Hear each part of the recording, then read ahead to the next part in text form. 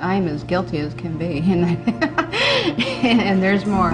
C'était une araignée qui attendait sa proie. Malgré une enfance difficile, il y en a qui font leur médecine ou leur droit. Ils ne deviennent pas tous des meurtriers. Eileen n'a jamais voulu qu'une chose, quelqu'un qui veille sur elle. Elle a dit heureusement que la Floride a la peine capitale, car sinon elle aurait tué à nouveau. Quelque chose la rongeait de l'intérieur. Je pense qu'elle avait besoin de mourir.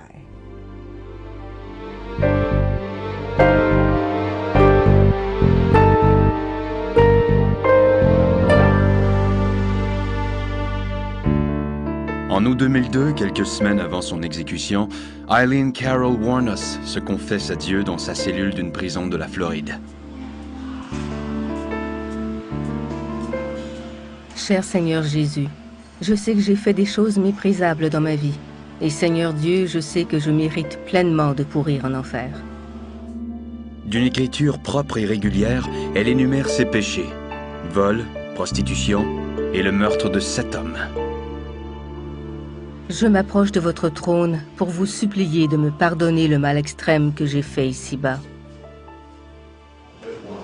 Déclarée coupable et condamnée à mort pour 6 des meurtres, elle décide de ne pas se prévaloir de ses derniers appels et d'accepter sa destinée. There's no chance in keeping me alive or anything, because I kill again.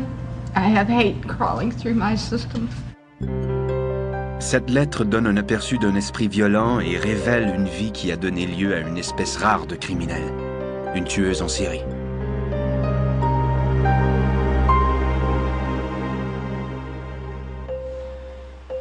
Laissez-moi commencer mes confessions par un retour à mon enfance. Eileen naît le 29 février 1956 à Rochester, au Michigan, à 40 km au nord de Détroit. Elle semble vouée à une vie tumultueuse. Ses parents, Diane et Leo Pittman, forment un couple violent et troublé. Ils se sont mariés en cachette en janvier 1954, alors que Diane n'a que 14 ans. Diane était très jeune quand elle est tombée amoureuse de Leo, une espèce de voyou. Son père et sa mère ont eu beau s'opposer à cette liaison, ils se sont quand même mariés. Le premier enfant des nouveaux mariés, Keith, naît en mars 1955. Peu après, Leo est arrêté pour une série de délits. Pour éviter la prison, il obtient la permission de s'enrôler dans l'armée. Il quitte la maison et Diane en profite pour s'enfuir. 7 mois plus tard, elle donne naissance à Eileen. Diane a tenté pendant un certain temps de se débrouiller seule avec les 2 enfants, mais elle a fini par revenir chez papa et maman. Diane abandonne pour de bon Eileen et Keith. Eileen ne rencontrera jamais son père. 10 ans plus tard, celui-ci est condamné pour le viol d'une fillette de 7 ans. Et en 1969, il se pend dans sa cellule au Kansas. Les parents de Diane, Lowry et Britta Wuornos, adoptent leurs 2 petits-enfants et les élèvent avec leurs propres fils et filles, Barry et Laurie, à Troy, au Michigan. Monsieur Wuornos est un ivrogne au tempérament instable. Mon père était très sévère.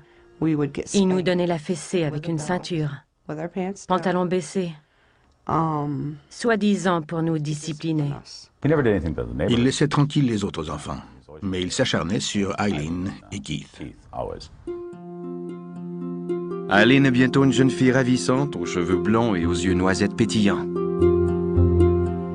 Mais la colère gronde sous cette apparence angélique. Elle piquait des crises imprévisibles. Elle explosait sans même être provoquée. Les autres enfants réagissaient mal. Elle leur faisait un peu peur. Le plus proche compagnon d'Eileen est son frère Keith. Apparemment, c'est une relation frère-sœur typique. Parfois, ils se comportaient en vrais amis, et parfois, ils se haïssaient. Ils se battaient comme des garçons, à coups de poing. C'était comme s'ils se disaient D'accord, on a des différends entre nous, mais ne dites surtout pas du mal de mon frère ou de ma sœur. Ils étaient très liés.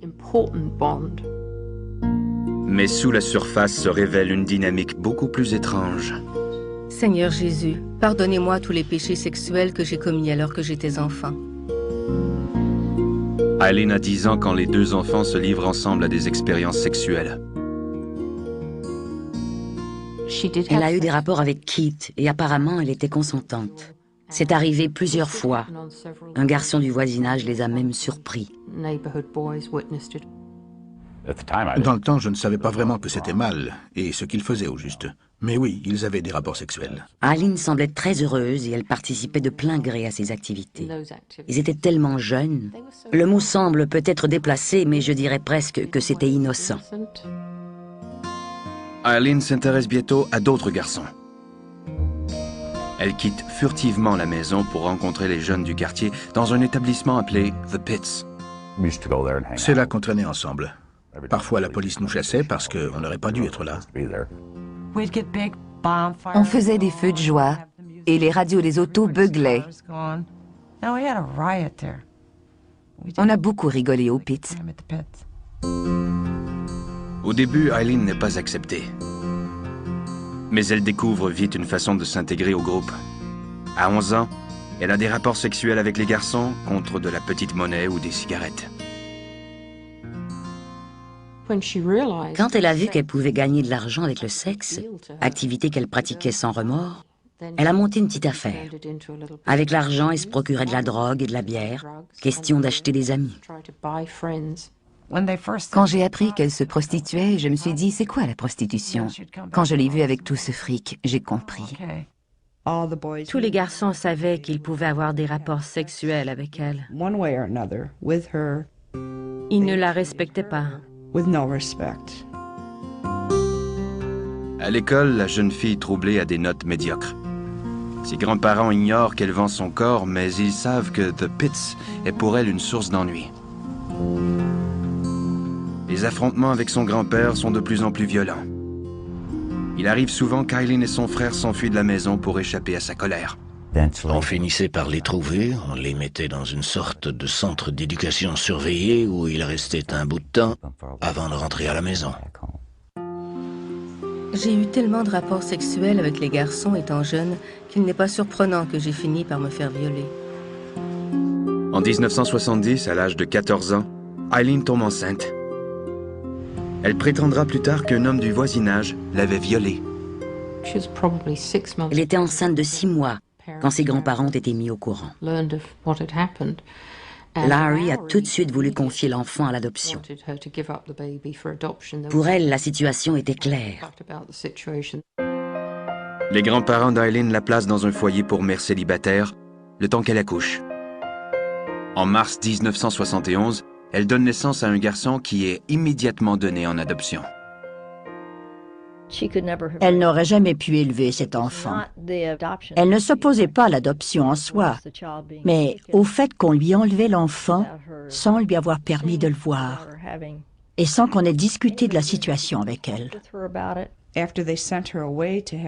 Quand elle est revenue à la maison après l'accouchement, tout a déraillé.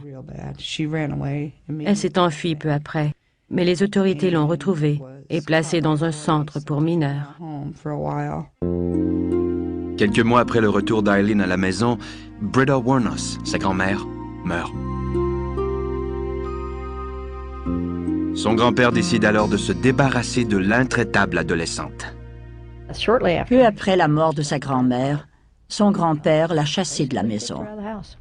Il a dit « Ne remettez plus jamais les pieds ici. J'en ai ras-le-bol de vous deux. » Eileen et Keith quittent la maison au même moment. Lui reste chez des amis du quartier, tandis qu'elle se débrouille en recourant au seul outil de survie qu'elle connaisse. À 15 ans, elle a pris la route pour gagner sa vie comme prostituée. Elle vivait vraiment sur la route. Elle n'avait nulle part où aller. La plupart des habitants du quartier se sont réjouis de son départ. Ça a l'air cruel comme ça, mais il faut dire qu'elle n'avait pas beaucoup d'amis. Eileen Warnos passera les 20 années suivantes à tenter de trouver un foyer, alors même que la maîtrise de sa vie lui échappe de plus en plus. En 1971, à l'âge de 15 ans, Eileen Wuornos s'est chassée de la maison de ses grands-parents à Troy, au Michigan. L'adolescente troublée part pour l'ouest, en autostop. Seigneur, j'ai pris la route vers 16 ans, en errant et sans point d'attache. Elle voyageait sans but, restant un jour avec l'un et le lendemain avec l'autre. Elle menait la vie de hippie, la drogue, l'alcool, l'autostop et les fêtes. C'était son quotidien. Pendant 5 ans, elle vogue à la dérive dans tout le pays, avant d'échouer au Colorado, où elle s'engage dans le monde dangereux de la prostitution. Il arrive que les clients deviennent méchants après avoir obtenu ce qu'ils veulent. C'est une vie difficile et à plus forte raison quand on est aussi jeune. Dans son esprit, elle ne pouvait faire mieux. Elle était bonne qu'à ça, et c'était la seule façon de gagner sa vie. Elle ne portait pas de mini-jupe en cuir ni de talons aiguilles, mais des shorts et des t-shirts. Les excès et le tempérament explosif d'Eileen lui causent des ennuis avec la loi. L'adolescente est arrêtée pour avoir troublé l'ordre public, puis recherchée pour vol. Finalement, au début de 1976, elle s'établit à Daytona Beach, en Floride. Comme bien d'autres, Eileen s'est laissée séduire par la promesse du soleil et des fêtes, le charme traditionnel de la Floride. Elle avait quitté le Michigan parce qu'elle s'y gelait les pieds à faire de l'autostop. Elle est allée en Floride pour dormir sur la plage tout en continuant à se prostituer. Là-bas, j'ai joué la prostituée. J'ai certainement commis l'adultère en allant plusieurs fois au lit avec des hommes mariés à qui j'arrachais leur argent. Sa première année dans le Sunshine State est turbulente. La jeune femme de 20 ans apprend que son grand-père a été trouvé mort dans son garage du Michigan. Un suicide, apparemment. Ce printemps-là, Eileen épouse un retraité de 70 ans, un certain Louis Fell. Elle l'a rencontré quand il l'a prise en autostop. Elle m'a écrit pour m'annoncer qu'elle avait marié un homme âgé. C'était tellement drôle. Elle l'avait simplement épousé pour ne pas reprendre la route. Il était financièrement à l'aise et c'était peut-être sa chance de mener une vie à peu près normale, car il dépensait beaucoup pour elle. Mais elle était incapable de maîtriser ses accès de colère et de se comporter comme une personne normale. Le mariage ne dure que 9 semaines. Louis demande le divorce, alléguant qu'Eileen l'a frappé avec sa canne quand il a cessé de lui donner de l'argent. Vient ensuite le coup le plus difficile à encaisser. En juillet 1976, son frère Keith meurt d'un cancer de la gorge.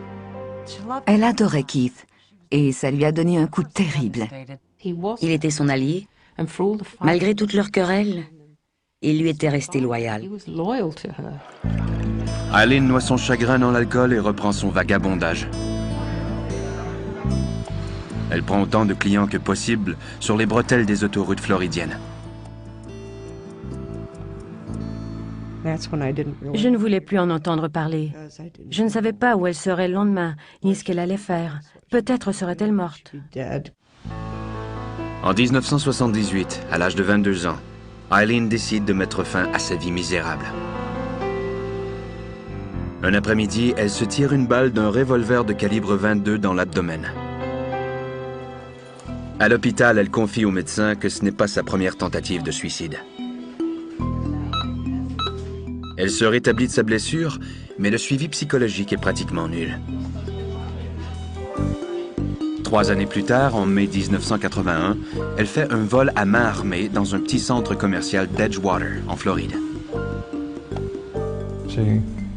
Elle s'était disputée avec un type avec qui elle vivait depuis environ 1 an. Pour attirer son attention, pour tester sa réaction, elle était prête à tout, même à commettre un vol à main armée. Elle est entrée dans ce petit centre commercial en agrippant un revolver et vêtue, croyez-le ou non, d'un bikini. Elle a brandi son arme vers la caissière apeurée et lui a demandé l'argent qui se trouvait dans le tiroir caisse. Elle a quitté le centre commercial à bord de son taco. Le moteur a surchauffé, elle a dû s'arrêter sur la route 1. Une alerte avait été lancée. Il y avait des policiers partout. Et on l'a embarquée. Eileen plaide coupable à une accusation de vol à main armée et elle est condamnée à 3 ans de prison. Elle en profite pour lire la Bible tout en se plaignant de côtoyer des lesbiennes, elle qui a hâte de retrouver son petit ami. À sa libération en 1983, Eileen, 27 ans, reprend sa vie à l'enseigne de l'alcool, de l'autostop et de la prostitution. Une vie que peu d'hommes sont prêts à partager. Elle avait le sentiment qu'il était impossible d'avoir une relation durable avec un homme et qu'elle finirait toujours par se faire larguer. Désespérée, elle se tourne vers le monde des femmes, où elle est tout de suite acceptée.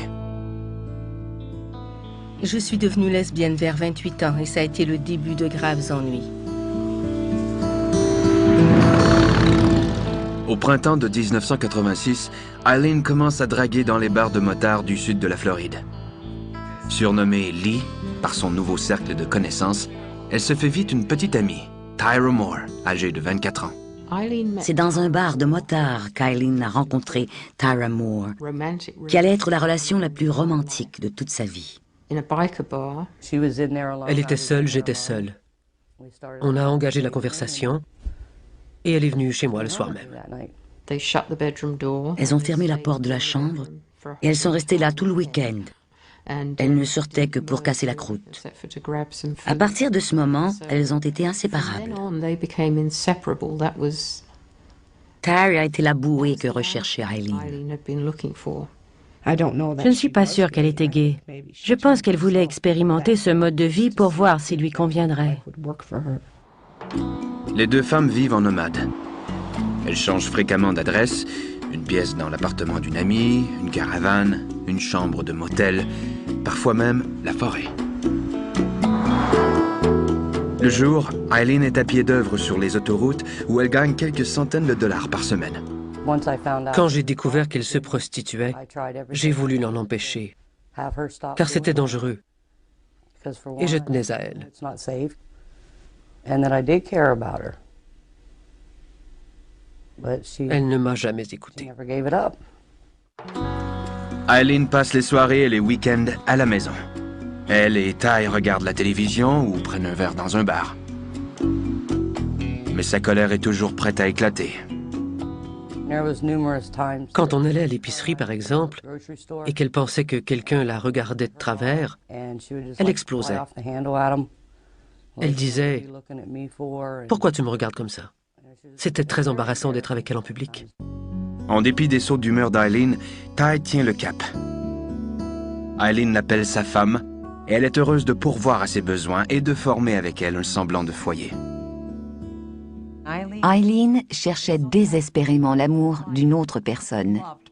Personne ne l'a jamais aimée sans condition et elle essayait simplement de s'accrocher. À 33 ans, Eileen Wuornos a enfin trouvé la compagne dont elle avait tellement besoin. Elle est prête à tout pour l'empêcher de partir. À l'automne 1989, il y a plus de 10 ans qu'Eileen Wuornos se prostitue sur les autoroutes de la Floride. Son dur mode de vie laisse des traces sur le corps de la femme de 33 ans. Ce serait un euphémisme de dire que sa beauté se fanait. Son apparence physique avait pris un sale coup. Elle n'avait plus les outils pour attirer la clientèle. Sa petite amie Tyra fait à l'occasion le ménage dans des motels. Leurs relations sont tendues en raison du manque d'argent, mais Eileen est déterminée à garder sa compagne à ses côtés. On aurait dit que j'étais tout ce qu'elle avait, et que si j'étais parti, elle aurait tout perdu. Elle était angoissée à l'idée que Tyra la quitte et qu'elle doive se débrouiller seule à nouveau. Elle ne pouvait pas le permettre. Je suis complètement perdue, Seigneur. Notre amitié et nos relations homosexuelles ont sur moi un effet hypnotique qui me fera faire l'impensable. Le 30 novembre 1989 au soir, juste à l'extérieur de Tampa, Wuornos monte à bord de la voiture d'un réparateur électronicien de 51 ans, Richard Mallory. Il allait passer le week-end à Daytona Beach pour faire la fête. Elle lui a fait une proposition qu'il a acceptée. Ils ont consenti à avoir des rapports sexuels. Après avoir garé la voiture dans les bois près de l'Interstate 95 et de la route 1, ils parlent et boivent jusqu'à l'aube.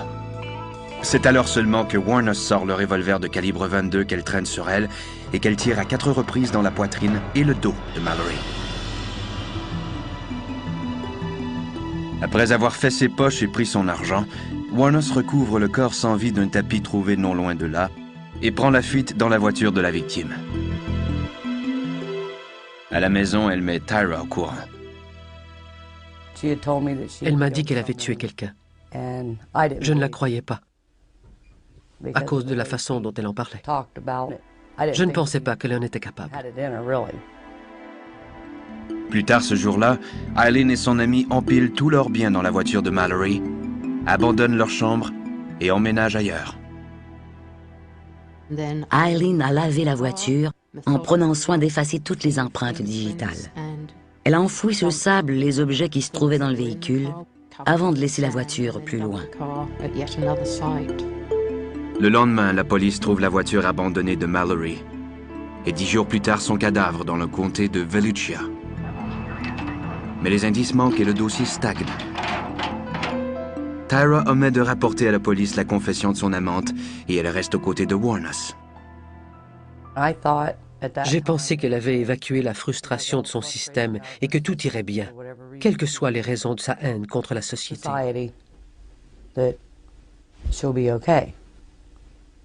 Mais ça n'a pas été le cas. Ça a été simplement un tournant. Elle s'en était sortie une fois, pourquoi ne pas continuer? Après une pause de 6 mois, Wuornos frappe encore 3 fois. Elle vole et tue David Spears, Charles Coscaden et Peter Sims dans des circonstances similaires. Elle choisissait ses victimes parmi les clients qu'elle recrutait elle-même, ou bien elle se tenait près d'une voiture abandonnée sur l'accotement. Des conducteurs s'arrêtaient pour venir en aide à ce qu'ils pensaient être une femme en détresse. Elle s'assurait que sa prochaine victime avait assez d'argent dans ses poches et elle passait ensuite aux actes. Certains tueurs en série violent ou torturent leurs victimes. Eileen, elle, les volait. Elle le faisait pour l'argent. Elle brandissait les liasses d'argent devant Tyra et lui disait « Tu vois, je peux maintenant payer le loyer. On peut faire la fête. Tout va bien se passer. » Après un certain temps, j'ai eu peur. Je craignais que si je partais, elle ne fasse quelque chose. Cette série de meurtres déroute la police, qui au début n'est pas certaine d'avoir affaire à un meurtrier unique. On a tardé à l'arrêter en raison de son style très particulier. C'était une femme et elle abandonnait le corps loin de la voiture. Il était difficile d'établir des liens. Le 4 juillet 1990, Wuornos l'échappe belle. Avec Tyra, elle est impliquée dans un accident au volant d'une voiture qui appartenait à sa 4e victime. On roulait dans la campagne. J'ai négocié un virage un peu trop vite et la voiture a fait un tonneau. Les 2 femmes sont saines et sauves, mais quand de l'aide arrive, Eileen comprend que l'accident risque de lui causer de graves ennuis. Eileen a arraché la plaque de ses mains nues et elle l'a lancée dans les buissons. Une employée du service des incendies s'est approchée des 2 femmes. L'une s'est montrée agressive et elles ont déguerpi. Je me doutais que c'était le véhicule d'une de ses victimes, mais je ne lui en ai jamais parlé. Je ne voulais pas attiser sa colère. La police apprend vite que la voiture appartient à Peter Sims, porté disparu 3 semaines plus tôt. Mais elle est incapable de retracer les femmes qui sont déjà de retour à Daytona Beach. On a fait un portrait robot des 2 femmes. La police se demandait si leur diffusion n'allait pas leur mettre la puce à l'oreille et les inciter à s'enfuir. Les portraits robots ont été publiés dans un journal local, mais sans résultat. Au fil des 5 mois suivants, Wuornos tue 3 autres hommes. Les autorités policières de la Floride comprennent qu'ils sont aux trousses d'un tueur en série. Les victimes ont été trouvées dans 5 comtés différents et elles ont toutes été tuées par des balles de calibre 22. Désespérant d'obtenir une piste, La police décide de diffuser les portraits robots à la grandeur de l'État. Quand les portraits robots ont été publiés dans les journaux, on a reçu beaucoup d'appels indiquant qu'elles avaient été vues dans les régions de Daytona Beach et Port Orange. Tyra quitte alors la Floride pour le nord, où elle rejoint sa sœur en Pennsylvanie, laissant Eileen à elle-même. Je n'avais rien à voir avec tout ça. Il fallait que je parte, que je m'éloigne d'elle. Je ne voulais pas la laisser ruiner ma vie. Eileen était seule, abandonnée. Elle était au bout du rouleau. Elle n'avait pas d'argent, pas d'énergie, pas de force. Le départ de Tyra lui avait brisé le cœur. Vers la fin de décembre, les enquêteurs découvrent chez des prêteurs sur gage des enregistrements d'articles que Wuornos a volés à ses victimes. Pour la police, c'est la percée tant attendue. On l'a identifiée par les empreintes digitales laissées sur le document d'un prêteur sur gage. Maintenant, la police sait que la personne recherchée s'appelle Eileen Wuornos. Après une filature de 2 jours, les autorités décident d'agir. On a appris que le bar où elle se trouvait depuis 24 heures allait accueillir des motards pour un barbecue. Compte tenu de son passé, il était possible qu'elle parte en moto et qu'on ne la retrouve jamais. Le 9 janvier 1991, dans ce bar de Port Orange au nom prédestiné, The Last Resort, le dernier recours, Eileen Wuornos est finalement arrêtée. Bientôt, elle sera déchirée entre le besoin d'assurer sa propre défense et celui de protéger la femme qu'elle aime. Tyra, listen. You just go ahead and do what you gotta do, okay? Entre novembre 1989 et novembre 1990, Eileen Wuornos tue 7 hommes aux abords des autoroutes du centre de la Floride. La femme de 34 ans est finalement arrêtée dans un bar de motards près de Daytona Beach. Il est sûr qu'elle aurait continué. Eileen était une prédatrice comme tout tueur en série. Elle voulait prendre des vies pour son profit personnel. Wuornos étant sous les verrous, les enquêteurs tentent de mettre le grappin sur son amante Tyra Moore. Ils n'ont pas de mal à la retracer à Wilkes-Barre, en Pennsylvanie. J'ai été très coopérative. Je leur ai tout dit. Je savais que je n'avais rien à cacher. On n'avait aucune preuve qu'elle avait participé de plein gré au vol ou au meurtre. Tyra avoue être au courant d'au moins un meurtre. Toutefois, la poursuite décide de ne l'accuser d'aucun crime. Mais il y a un revers à cette clémence. Moore devra aider les enquêteurs à piéger son ancienne amante. On m'a demandé d'écrire une lettre à Lee en lui donnant le numéro de téléphone de mon motel dans l'espoir qu'elle m'appelle. Et elle l'a fait. La police reçoit le premier appel le 14 janvier. Hey, Ty? Yeah. What are you doing? Nothing. What the hell are you doing? Nothing. I'm sitting here in jail. Yeah, it's what I heard. Je voulais connaître ses intentions. Allait-elle m'impliquer ou bien passer aux aveux? Tyra informe Eileen que la police harcèle sa famille.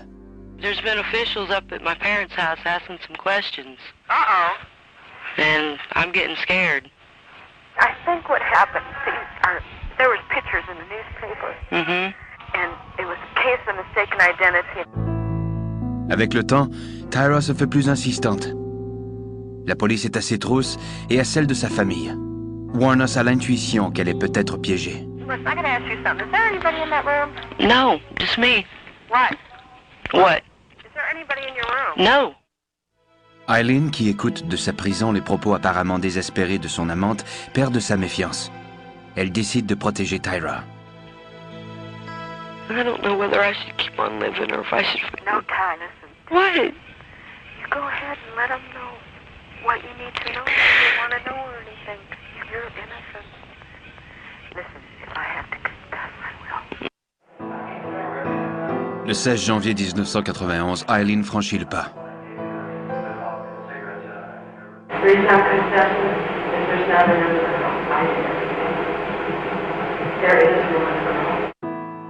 Pendant plus de 3 heures, dans une salle de la prison, Eileen fait des aveux aux enquêteurs.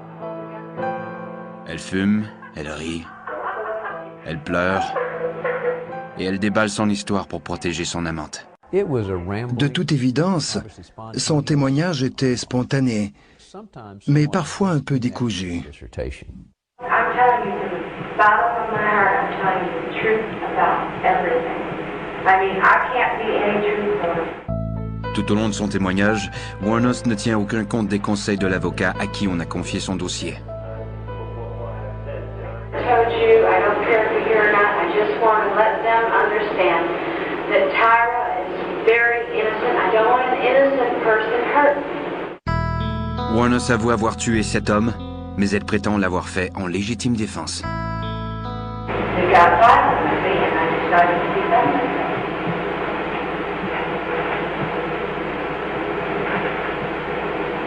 I wasn't going to let them beat the shit out of her, me either. En bout de ligne, 6 chefs d'accusation de meurtre au premier degré sont portés contre Aileen Wuornos. Du coup, le pays entier se repaît de l'histoire sensationnelle de la demoiselle de la mort. C'était une histoire énorme, car normalement les femmes ne tuent pas à la façon d'Aileen Wuornos. Elles tuent des intimes, des personnes qu'elles aiment, mais pas des étrangers. J'étais sous le choc, mais sachant à quel point elle détestait les hommes, à quel point il l'avait exploitée et vice-versa, l'histoire se tenait. De nombreuses propositions de livres et de films sont faites aux détectives, aux parents et même à Wuornos. J'ai tenté de lui expliquer ce que la loi dit à propos des bénéfices à retirer de ses actes, bons ou mauvais. Je lui ai dit, Aileen, tu es libre d'accepter. On va peut-être produire un film ou une série télé, mais tu ne toucheras pas assez d'argent pour t'acheter un paquet de cigarettes. Étrange coup du sort dans une affaire déjà étrange, Wuornos attire l'attention d'une chrétienne de 44 ans, Arlene Prowley, une Floridienne d'Ocala. My husband and I saw her picture in the paper down here, and we just felt compelled from God to reach out to her. We didn't care about guilt or innocence. Prowley raconte à qui veut l'entendre à quel point Aileen est naturellement bonne et franche. Visiter Wuornos en prison devient une obsession. Les visites lui étaient interdites, car elle n'était pas une parente. Je lui ai dit que si elle adoptait Lee, elle aurait droit à des visites. Le 7 novembre 1991, Arlene Prowley et son mari adoptent légalement Aileen Wuornos. Mais l'influence de Prowley s'avère une épine au pied de l'avocate chargée par l'État de défendre Wuornos. Aileen refusait de collaborer et même de communiquer avec moi si je n'avais pas d'abord mis Arlene au parfum. Elle ne collaborait que si je tenais Arlene au courant de tout, à tous les instants. Le 15 janvier 1992, un an après son arrestation, Aileen Wuornos, 35 ans, est citée à procès dans le comté de Volusia, en Floride, pour le meurtre de Richard Mallory. Nous voulions convaincre le jury qu'Aileen Wuornos avait agi en légitime défense. Le revers de la médaille montre une femme très méchante qui fait sa proie des hommes et les tue de sang-froid. Les preuves contre Wuornos sont accablantes. Mais l'accusée vit son moment le plus douloureux quand son ancienne amante, Tyra Moore, témoigne contre elle. Aileen tentait désespérément d'établir un contact visuel avec Tyra, mais celle-ci a marché résolument vers la barre des témoins sans échanger un seul regard avec Aileen. Je ne suis pas sûre que Lee ait compris que Tyra l'avait dénoncé jusqu'au moment de son témoignage. C'est alors qu'elle a encaissé le coup. Elle a pleuré parce qu'au fond, Tyra l'avait trahi. Je savais que c'était la chose à faire. Mon seul regret, c'est de ne pas avoir prévenu la police après le premier meurtre. Peut-être les 6 autres seraient-ils encore vivants. Quand vient le temps pour la défense d'établir le bien fondé de son argumentation, Aileen devient sa pire ennemie.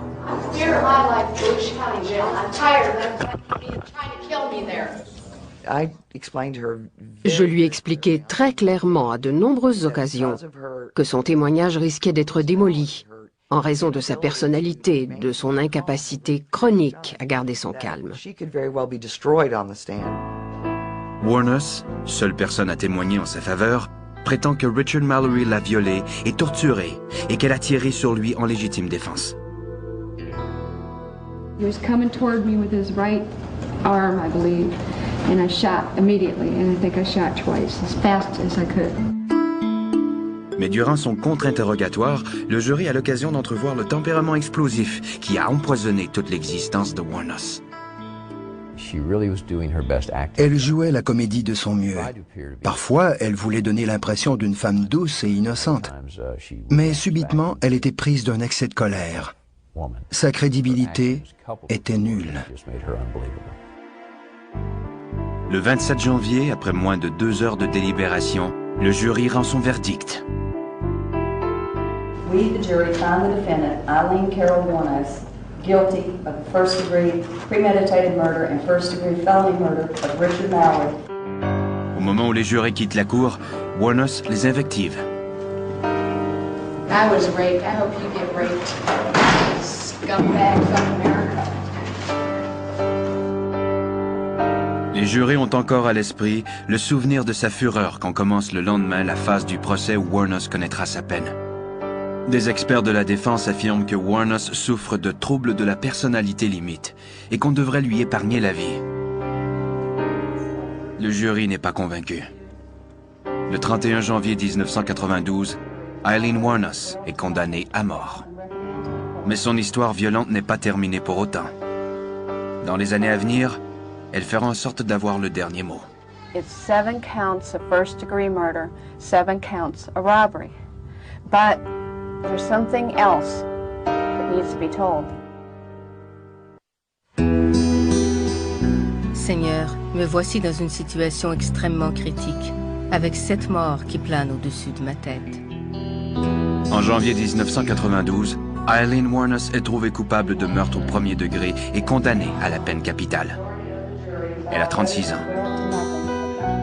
Au fil des 2 années suivantes, elle ne contestera pas 3 autres accusations de meurtre, en plus de plaider coupable à 2 autres. Elle m'a demandé d'en finir. Je me suis dit, pourquoi se porter volontaire pour l'exécution?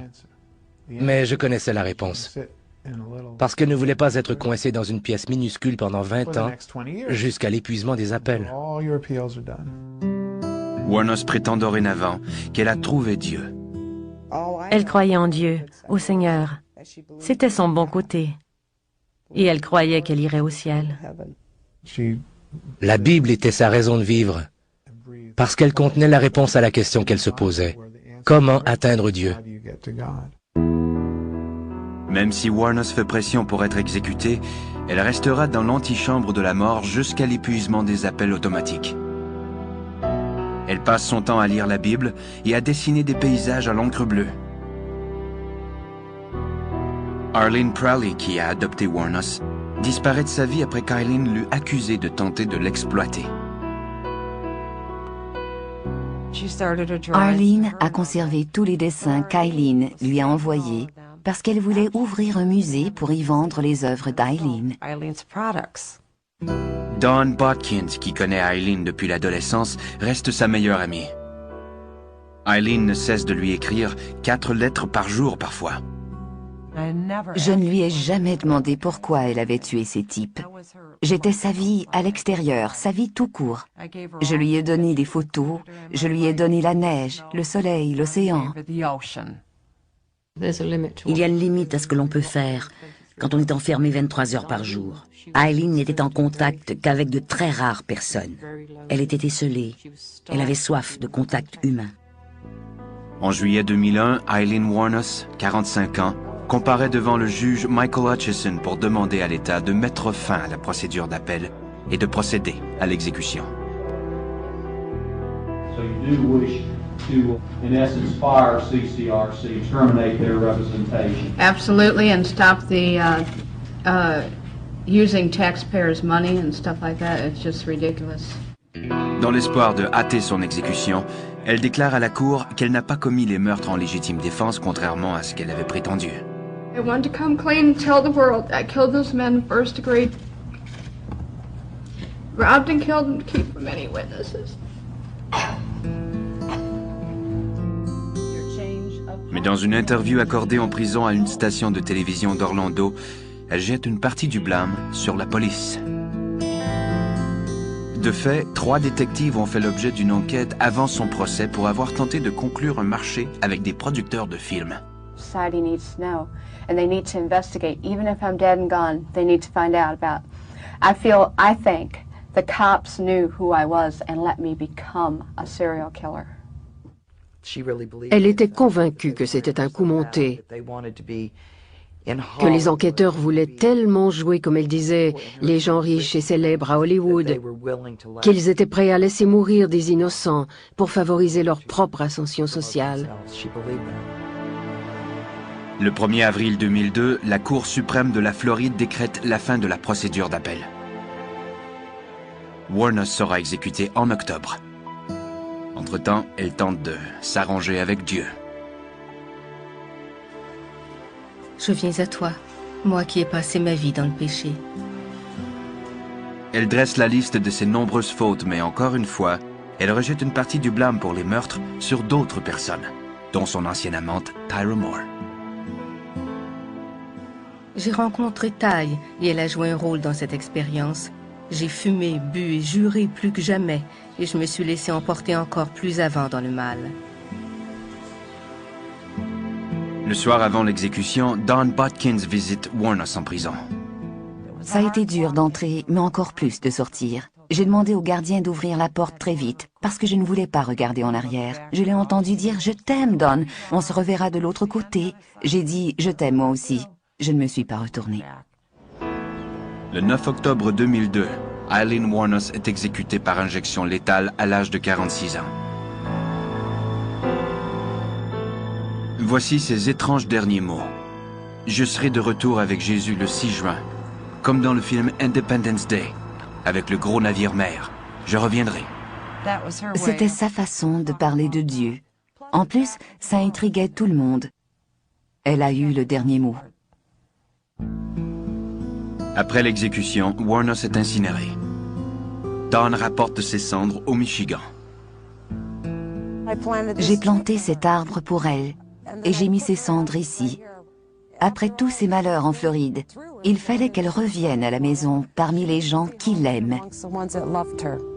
Elle repose ici. La vie d'Aileen Wuornos a été une tragédie. Certaines personnes ont vécu pire qu'elle, mais sans devenir comme elle. Il n'y a pas d'excuse. Je ne pense pas que Lee ait jamais compris pourquoi sa vie ne tournait pas rond. Elle savait que ça ne marchait pas, mais elle n'a jamais su pourquoi. Ça me rend triste, ça me fait pleurer et ça me fait mal. Mais il faut aussi penser aux victimes.